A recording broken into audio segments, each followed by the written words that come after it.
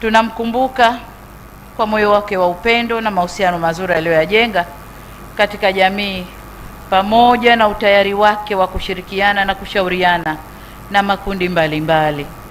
Utumishi wake utukumbushe kuwa uongozi ni dhamana, ni wajibu wa utumishi wa umma kwa uaminifu na moyo wa kujitolea.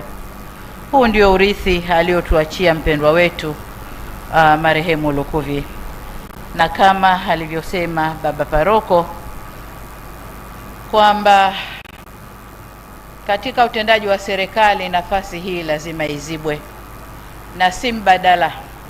Mbadala ni pale unaposema huyu aondoke, badili yake akae huyu.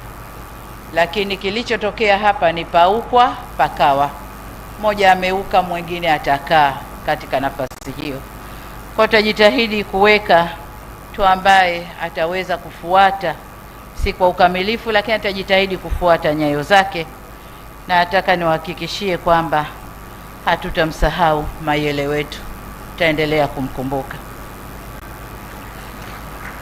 Kwa mke, watoto na familia ya marehemu, ninafahamu mna maumivu makubwa ya kuondokewa na mpendwa wenu aliyekuwa mhimili mkubwa katika familia. Niseme tu kwamba tuko pamoja nanyi katika kipindi cha majonzi, na tutaendelea kumwombea Mwenyezi Mungu ili awape faraja, rehema na nguvu ya kuyashinda majonzi haya. Ndugu viongozi na waombolezaji wenzangu, napoelekea kuhitimisha salamu zangu hizi fupi, na waomba muungane nami kumshukuru Mwenyezi Mungu kwa maisha ya ndugu yetu hapa duniani na alama njema aliyoiacha. Na mwisho, kwa niaba yangu binafsi na serikali ya Jamhuri ya Muungano wa Tanzania, nirejee kutoa pole kwa mke, watoto, familia ya marehemu, ndugu, jamaa na marafiki, wananchi wa jimbo la Isimani na Watanzania wote kwa ujumla kwa kuondokewa na mpendwa wetu. Raha ya milele umpe Bwana, na mwanga wa milele muangazie, apumzike kwa amani.